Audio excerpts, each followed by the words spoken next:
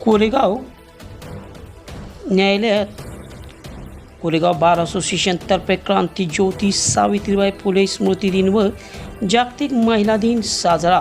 उपस्थित महिला वकिलांना भेटवस्तू देऊन केला सन्मान. मुख्य दिवाणी न्यायाधीश ए.बी. पाटील, सहदिवाणी न्यायाधीश पाचरणे साहेब, दुसरे सहदिवाणी न्यायाधीश यू.ए. भोसले यांच्या प्रमुख उपस्थितीत बार असोसिएशनचे अध्यक्ष ॲडव्होकेट महेश शेडगे, उपाध्यक्ष ॲडव्होकेट अरुण वाघ, सचिव ॲडव्होकेट आकाश निकम, सहसचिव advocate Mangesh Bale, advocate P C. Bhosale, सदस्य अनवर पठाण यांनी केले होते कार्यक्रमाचे आयोजन. यावेळी कार्यक्रमात न्यायाधीश भोसले, न्यायाधीश पाटील व न्यायाधीश साहेब, advocate S Kenjale madam, advocate S N. Kenjale, advocate Amol Bhutkar, advocate Pratiksha Salunke आदींनी मनोगतपर भाषणे व्यक्त केली. राज्यघटनेमध्ये स्त्री पुरुष समानता दिली असून आज भारतात प्रत्येक क्षेत्रात स्त्री पुरुषांच्या खांद्याला खांदा लावून प्रत्येक क्षेत्रात अग्रेसर आहे. त्याचबरोबर क्रांतीज्योती सावित्रीबाई फुले, राजा राममोहन राय, महात्मा फुले आदी महापुरुषांनी स्त्री शिक्षणासाठी केलेल्या उल्लेखनीय कार्याची उजाळा यावेळी भाषणामध्ये न्यायाधीश ए.बी. पाटील व दुसरे सहदिवाणी न्यायाधीश यू.ए. भोसले यांनी मनोगतपर भाषणात व्यक्त केला. कार्यक्रमास advocate Tanajirao Pawar, advocate Shashikant Kshirsagar, advocate Ashok Kumar Shah, advocate Bagade, advocate Mule, advocate M B. Chavan, advocate P C. Bhosale, advocate Anil Phalke, advocate R K. Bhutkar, advocate Gandhale, advocate Abhijit Kenjale, advocate Bhaiyasaheb Jagdale, advocate Sandesh Kumar Mane, advocate Dhairyasheel Kharge, advocate Mangesh Bale, advocate Satish Kadam, advocate Ranjit Bhosale, advocate Ravindra Birkar, advocate Subhada Gondkar, advocate Anjali Patole, advocate Nandini Mandhare, advocate Sheetal Salunke, advocate Manisha Devkar, Pawar madam, सहाय्यक अधीक्षक कदम मॅडम, त्यांचे सर्व कर्मचारीवृंद. कार्यक्रमाचे सूत्रसंचालन ॲडव्होकेट गायत्री भूतकर व आभार अक्षता देशपांडे यांनी मांडले. झाशीची राणी लढली मर्दानी, शिवबास घडवले जिजाऊ होऊन, सावित्रीने शेणगोळे झेलुनी, नारीसाठी उघडले शिक्षणाचे दार. करा जय जयकार, स्त्री शक्तीचा जयकार. नका हो तिला मखरात बसू, देवी बनवून नका देव घरात ठेवू. माणूस म्हणून जगण्याचा द्यावा तिला तिचा अधिकार. करा जय जयकार, स्त्री शक्तीचा जयकार. अनिष्ट रूढींचे साखळ दंड तोडा, अंधश्रद्धेच्या काढा बेड्या. नका हो छाटू पंख कोवळे, थांबवा गर्भातील संहार. करा जय जयकार, स्त्री शक्तीचा जयकार. रूपचंडिका शक्तिदायिनी, असुरमर्दिनी रणरागिनी. स्वरक्षणाचे धडे घेऊनी, आता बन तू ही झुंजार. करा जय जयकार, स्त्री शक्तीचा जयकार. आदरणीय व्यासपीठ, माननीय पाटील साहेब, माननीय पाचोळे साहेब, बारचे सर्व आदरणीय पदाधिकारी, माझ्या महिला भगिनी,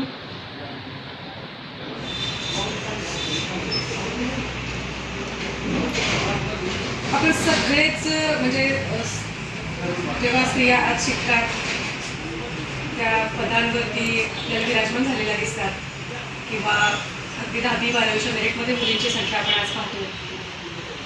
आणि हे सगळं घडत असताना याच्यासोबत ज्योतिराव फुले, राजा राममोहन राय असे कितीतरी समाजसुधारक होते की ज्यांच्यामुळे ज्यांच्या इतक्या त्या काळातल्या उद्बोधक कृतीमुळे महिला शिकू लागली. कारण महिलांसाठी शिक्षण म्हणजे त्या काळात एक महिलांनी शिक्षण घेतलं तर त्या शिकण्या होती.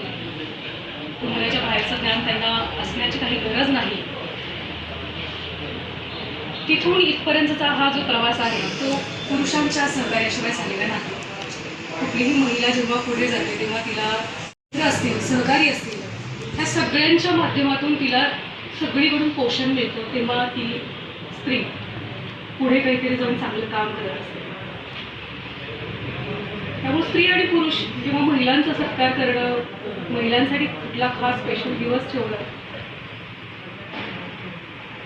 गरजेचं फक्त याच्यासाठी आहे की आपल्याला ती आठवण करून द्यायची की हा की तुला गरज आहे या की हे सगळं झाले, या सगळ्या लढाया झाल्यात आणि इथून तू इथपर्यंत आलेली आहेस याची आठवण ठेवायची आपल्याला.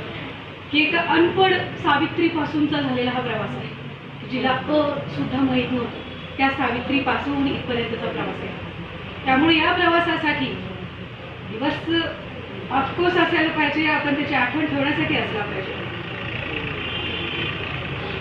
पण हा दिवस आपण रोज सकाळपासून जी उठल्यापासून झोपेपर्यंत जी आपली शर्यत चालू असते ना, की हे कुठंतरी याच्यासोबत काही विचार करूया की जेव्हा एक महिला तिला करिअर करायचं असतं त्यावेळेस ठीक आहे तू करिअर कर, पण ह्या घरातल्या जबाबदाऱ्या आहेत त्याही तुला पार पाडायच्या आहेत आणि मग तुला तुझं करिअर करायचं. त्यामुळे महिलांच्या बाबतीत बघायचं झालं तर या दृष्टिकोनाकडं म्हणजे थोडंसं आपण बघायला पाहिजे की तिला सकाळची सगळी घरातली कामं करायची असतात, तिला तिचं करिअर करायचं असतं, तिला मुलांकडे लक्ष द्यायचं असतं. म्हणजे मल्टीटास्किंग सगळ्या ज्या कामं आहेत ना ती स्त्री करत असते आणि हे करून तिला तिचं अस्तित्व सिद्ध करायचं असतं. म्हणजे तिला कुठली जबाबदारी चल तू शिकतेस का, तू अभ्यास करतेस का, तर ह्या काही गोष्टी स्किप करूया आणि अभ्यास कर असं नाहीये. हे सगळं कर प्लस अभ्यास कर, हे सगळं तिच्यासोबत होतं आणि हे सगळं करत ती स्वतःला प्रूव्ह करत असते, सिद्ध करत असते. हा संघर्ष एक दिवसाचा नसतो, रोज प्रत्येक क्षणासोबत तिला हा संघर्ष करायचा असतो आणि स्वतःला प्रूव्ह करायचं असतं की हा मी बेटर आहे, हा मी बेस्ट आहे त्या प्रत्येक मोमेंटला. अदरवाईज असं होतं की महिला ना तिच्या 100 गोष्टी पुढे लक्षात ठेवतात, पण एक चूक असेल तर नाही करू शकत. हे आहे ना ती होत नाही त्यांच्याकडे बायकेच त्या ह्या सगळ्या गोष्टींचा विचार तिला तेवढ्या वेळेस करायला लागतो की मला कुठेही कमी पडायचं नाही. आणि ह्याच्यात मग सगळ्या गोष्टी सुरू होतात की पुन्हा ती जीवघेणी स्पर्धा की अमकी तमकी हा तो त्यांच्यापेक्षा त्यांच्या पुढं, आणि याच्यातून तिला स्वतःचं जे काही स्थान आहे ते निर्माण करत राहायचं. त्यामुळे तिचा संघर्ष हा तेव्हा नव्हता. कदाचित तिचा संघर्ष आजही संपलेला नाही आणि कधीही संपणार नाही, कारण तिच्या भूमिका वेगवेगळ्या आहेत आणि त्या सगळ्या वेगवेगळ्या भूमिका ती वटवत असते. म्हणून कदाचित आपण सगळ्यांनी 8 मार्च असेल किंवा कुठलाही दिवस असेल त्या दिवशी तिला म्हणायला काही हरकत नाही की तू खूप भारी आहेस, तू खूप छान काम करतेस आणि हे खूप बस झालं इतकं गरजेचं आहे तिच्यासाठी. ठीक आहे की तू ॲप्रिसिएट करण्यासारखी आहेसच, तू खूप भारी आहेस कारण तू हे सगळं करतेस. एक गोष्ट बघितली का की एखाद्या पुरुषाला आपण जर सांगितलं का तू जरा मुलाचा अभ्यास घे, प्लस तू जरा भांडी आवर, प्लस तू जरा स्वयंपाक कर आणि हे करून तू जरा कोर्टात जा, तर आपण बघूया एक दिवस असं होतोय का. तर तो इतका गोंधळून जाईल की पॉसिबलच नाहीये. सेम टाइम ती किचनमध्ये पोळ्या लाटत असते, ती मुलांशी काहीतरी बोलत असते, प्लस मुलांना काहीतरी सांगत असते, प्लस तिच्या डोक्यात असते की आज कोर्टामध्ये काय पाहिजे, त्याच्यामध्ये आपण हे करायचं ते करायचं, हे ऐकले ते आर्ग्युमेंटमध्ये असं झालं होतं, तो पण काहीतरी मिस होते आपल्याला. हे सगळं कुठंही मिस होऊ न देता तिला तिची रोजचीच परीक्षा रोज द्यायला लागते. त्यामुळं ऑफकोर्स तुम्हा सगळ्यांच्या सपोर्टशिवाय केवळ अशक्य आहे आणि केवळ अशक्य होतं एका स्त्रीनं शिक्षणाचं स्वप्न बघणं, एका स्त्रीनं स्वतःच्या पायावर उभं राहण्याचं स्वप्न बघणं किंवा एका स्त्रीनं स्वतःच्या अस्तित्व निर्माण करण्याचं स्वप्न बघणं हे केवळ अशक्य होतं आणि ते शक्य झालं ते तुम्हा सगळ्यांच्या सपोर्टमुळे. आणि आजही ती ज्यावेळेस समाजामध्ये कोणीतरी असेल, एक अधिकारी असेल किंवा एखादी गृहिणी असेल, गृहिणी म्हणजे काही कमी आहे, ती बऱ्याच गोष्टी करत असते. आपण सगळ्या जणी त्या सगळ्यामधून पार पाडत ते दिव्य रोजचं जगत इथंपर्यंत येतो. त्यामुळे पहिले तुम्हाला सगळ्यांना माझ्याकडून खूप साऱ्या शुभेच्छा की तुम्ही इथंपर्यंत आलात. कारण एक स्त्री जेव्हा समोर येते, वकील होते, एक कर्मचारी होते, त्यावेळेस ती तिथंपर्यंत फक्त एकटी येत नाही, अख्खं कुटुंब तिच्यासोबत तिच्या पाठीमागं असतं, प्लस तिला त्या सगळ्या कुटुंबाला सांभाळत पुन्हा ऑफिस आणि त्या सगळ्या फायली सांभाळायच्या आहेत. बाहेरच्या सगळ्या बसमध्ये, रस्त्यावर ह्या सगळ्या गोष्टींना फेस करत वेगवेगळ्या प्रकारची माणसं, वेगवेगळ्या प्रकारचे एक्सपिरियन्स, हे सगळं अनुभवत जगत भांडत झगडत तिला तिचा तो झेंडा रोवत राहायचा असतो. आणि हे एक दिवसाचं नाहीये, हे जन्मभराचं. जेव्हा ती जन्माला येते तेव्हापासून ती मरेपर्यंत हे संपत नाही. खूप जास्त बोजड झाले. तर आपलं सगळ्यांचं यश 11च्या खाली असतं. त्यामुळे आपलं यश कसं व्यवस्थित राहील, आपली ऊर्जा कशी व्यवस्थित राहील याकडे स्वतःकडे थोडंसं लक्ष द्या. आणि तुम्ही सगळ्यांनी आपल्या घरातल्या लोकांना, सगळ्या महिलांना आठवण करून द्या की प्लीज तू तुझ्याकडे लक्ष द्यायला पाहिजे. आणि आम्हाला या सगळ्यांची जाणीव आहे की तू हे सगळं आमच्या सगळ्यांसाठी करतोस. इतकं जरी प्रत्येकाने ठरवलं, म्हटलं, तर मला वाटतं हे खूप जास्त महत्त्वाचं होईल. इतकीशी गोष्ट सुद्धा खूप इम्पॉर्टंट असते की एक छोटीशी थाप, एक छोटंसं म्हणणं तुझ्या हृदयापर्यंत पोहोचलं तर मला वाटतं की ती करत असलेले सगळे श्रम ते फार आनंदाने अजून जास्त जोमाने करू शकेल. कारण जसं एखादं झाड वाढवायचं असेल तर त्याला पाणी लागतं, खत लागतं आणि त्याच्यासोबत प्रेमानं त्याच्यावर हात फिरवायला लागतो. तसंच प्रत्येक महिलेचं आहे. आणि मला वाटतं की हे प्रत्येक पुरुषाचं सुद्धा असंच आहे. हे काही वेगळं वगैरे नसतं. आम्ही फार भारी म्हणजे कोणी काही भारी विरी काही नसतं. आपण सगळी माणसं असतो आणि आपण हे ॲक्सेप्ट करायला पाहिजे की आपण माणसं आहोत आणि आपण फार सिम्पल असतो, फार ऑर्डिनरी असतो. आणि आपण ऑर्डिनरी असतो म्हणून मला म्हणजे ॲक्च्युली आपण खूप ऑर्डिनरी असतो, जास्त स्पेशल पण असतो. त्यामुळं प्रत्येकजण स्पेशल आहे, प्रत्येकजण त्याच्या त्याच्या ठिकाणी खूप खास आहे, खूप खास असतो. आणि आपलं खास पण आपल्याला जपता आलं पाहिजे, ते निभावता आलं पाहिजे आणि ते छानपणे जगता आलं पाहिजे. तर बस कर. पूर्ण जगात साजरा केला जातो. तर थोडं एक 4 ओळी महिलांसाठी बोलते. आदिशक्ती तू, प्रभूची भक्ती तू, झाशीची राणी तू, मावळ्यांची भवानी तू, प्रयत्नांना लाभलेली उन्नती तू, आजच्या जगाची प्रगती तू. ती आई आहे, ती ताई आहे, ती एक मुलगी आहे, ती एक मैत्रीण आहे, ती पत्नी आहे, ती सून आहे, ती सासू आहे, ती आजी आहे, पण याआधी ती एक स्त्री आहे आणि जिचा सर्वांना अभिमान आहे. धन्यवाद. भारतीय विरुद्ध सर्व माझे तरुण मित्र आणि बंधू वगैरे 8 मार्चला आपण जागतिक महिला दिन साजरा केला. महिलांचं प्रत्येक क्षेत्रामध्ये आता अमोल सांगितलं की प्रत्येक क्षेत्रामध्ये महिलांचं जे योगदान आहे ते वाखाणण्याजोग आहे. त्या योगदानाला एक मानवंदना म्हणून आपण 8 मार्च हा महिला दिन म्हणून साजरा केला. असं म्हटलं जातं की यत्र नारी पूजयन्ते रमन्ते तत्र देवता यत्र तू ना पूजयन्ते सर्वत्र विफला क्रिया. म्हणजे ज्या घरात आता केंद्रे साहेबांनी सांगितलं की एका स्त्रीला काय पाहिजे असते, आपण एका घरात आपण एक विचार करतो एका स्त्रीला काय पाहिजे असते, तर एका स्त्रीला पाहिजे असतात 2 शब्द, ते पण 2 शब्द प्रेमाचे शब्द. या व्यतिरिक्त स्त्रीची अपेक्षा ही माफक असते. म्हणजे स्त्रीला जर तुम्ही 2 शब्द चांगले बोललात तर तीच तुम्हाला म्हणजे त्यावर तुम्हाला इतका तो आनंद मिळेल तुम्हाला तो की हा तुम्ही शब्दात व्यक्त करू शकणार नाही. त्यामुळे या कार्यक्रमाचा उद्देश यातून आपण काय घेऊन जायचं आहे, तर आपल्या आयुष्यामध्ये जी काही स्त्री कुठली येणार आहे भविष्यामध्ये, आई असेल, बहीण असेल किंवा बायको असेल, तर तिला 2 शब्द जर आता आपण जाऊन आईला जर घरात जाऊन म्हटलं आई तू अशी म्हणजे काही सुद्धा कुठलीही गोष्ट चांगली प्रेमाचे शब्द बोलला तर तुम्हाला त्या गोष्टीचा तिला दिवसभर मिळणारा जो आनंद आहे तो तुम्ही शब्दात व्यक्त करू शकणार नाही. आणि हाच या कार्यक्रमातून आपण काय घेऊन जाल तर हे घेऊन जाईल अशी मी आशा व्यक्त करतो.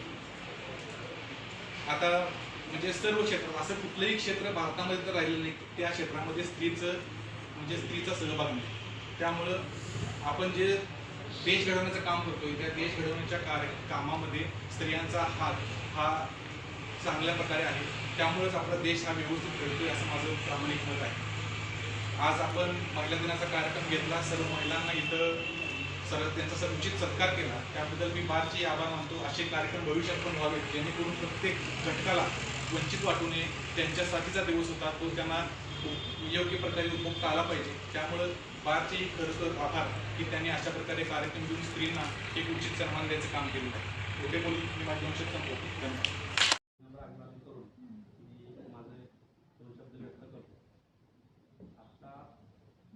महिला दिनाचा जो आपण दिवस साजरा करतोय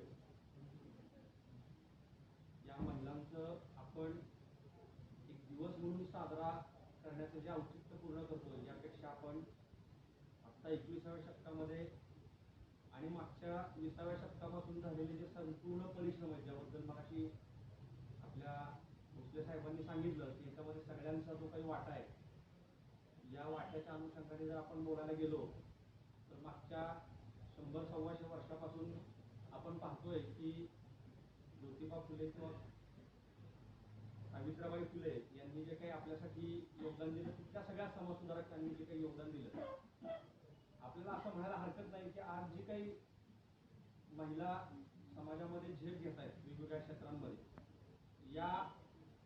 सगळ्या यशामागं, त्यांच्या प्रगतीच्या मागं मागील 100-125 वर्षातले एक लॉन्च पॅड आपल्याला म्हणता येईल की ते तयार झालेलं आहे. म्हणजे मागील 100-125 वर्षापासून समाजाने, समाजसुधारकांनी, कुटुंबियांनी, शिक्षकांनी सगळ्यांनी जे काही परिश्रम घेतले त्यातून एक बेस तयार झालेला आहे. आणि तो बेस इतका आता महिलांसाठी चांगला निर्माण झालेला आहे की इथून पुढचं भविष्य हे महिलांसाठी उज्ज्वल आहे, ह्यात काही शंका नाही.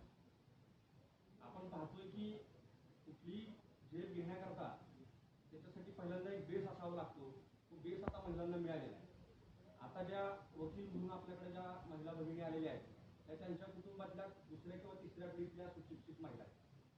मग आपण असा विचार केला पाहिजे की मागच्या 100 वर्षापूर्वी किंवा 70-80 वर्षापूर्वी आपल्यातल्याच महिलांना अशा किती संधी मिळाल्या की ज्यामध्ये त्यांना शिक्षणाची संधी मिळाली, नोकरीची संधी मिळाली, काही संशोधनाची संधी मिळाली, वकील होण्याची संधी मिळाली, न्यायाधीश म्हणून होण्याची संधी मिळाली.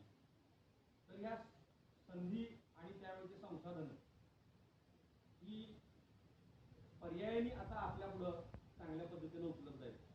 आणि ह्या सगळ्या संधीचा फायदा किंवा या जो पाया म्हणतो आपण, हा भक्कम झालेला जो पाया आहे तुमच्या तिसऱ्या पिढीतला, या तिसऱ्या पिढीतल्या महिलांसाठी ही एक गोल्डन ऑपॉर्च्युनिटी आहे की आता जर 100-125 वर्षाच्या अथक प्रयत्नानंतर समाजाच्या आता एक अशी परिस्थिती निर्माण जर झाली असेल की ज्यामध्ये आपल्याला शिक्षणाचं खरं मूल्य हे आपल्या येणाऱ्या पुढच्या पिढीमध्ये आणि आपल्या कुटुंबाकरिता उन्नतीचा मार्ग जर का खोलणार नसेल तर मग या सगळ्या 100-125 वर्षाचा परिश्रम जे आहे ते व्यर्थ जाण्यासाठी परिस्थिती निर्माण होऊ शकते.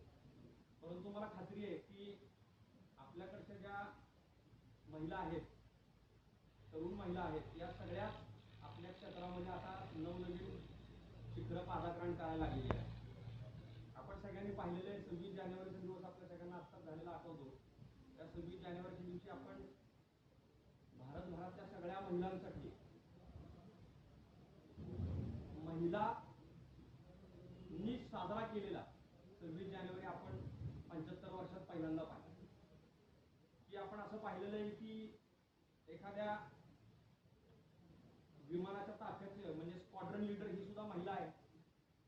एखाद्या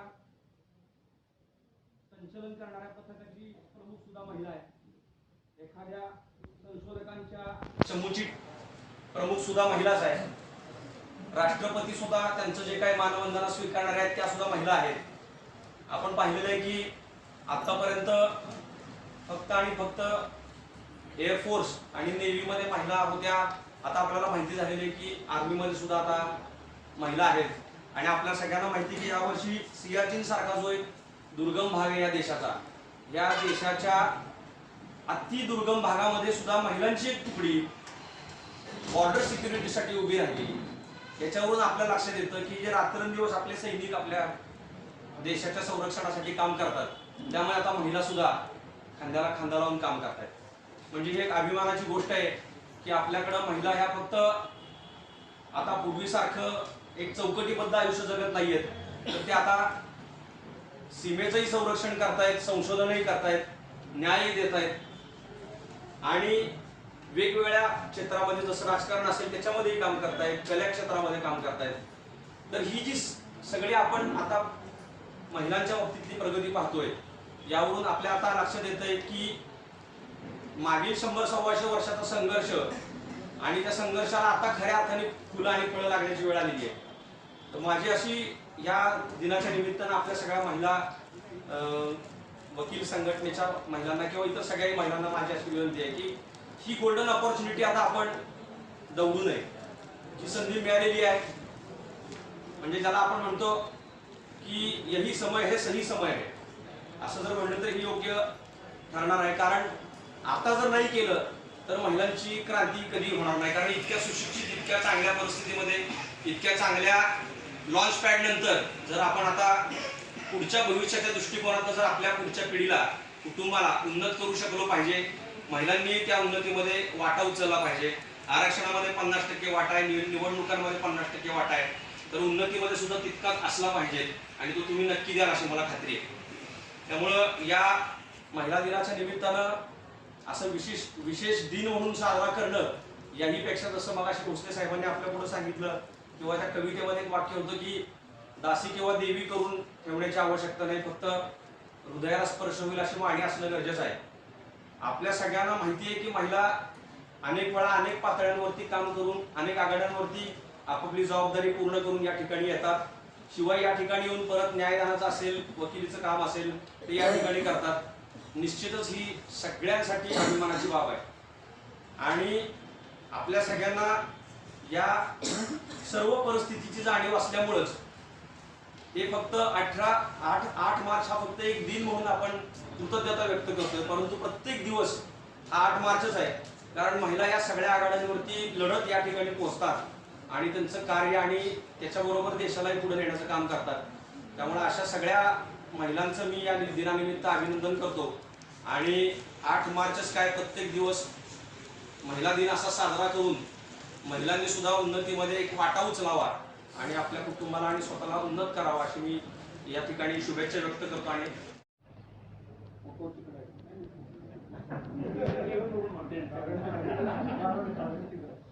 कारण म्हणण्यापेक्षा मी जेव्हा उभा राहायचं ठरवलं त्याच्या अगोदर आमच्या एसएनसी सागर वकील म्हणले घरात बोलून देत नाही म्हणून इथं उभं राहायचं, बोलायचं त्याला घेता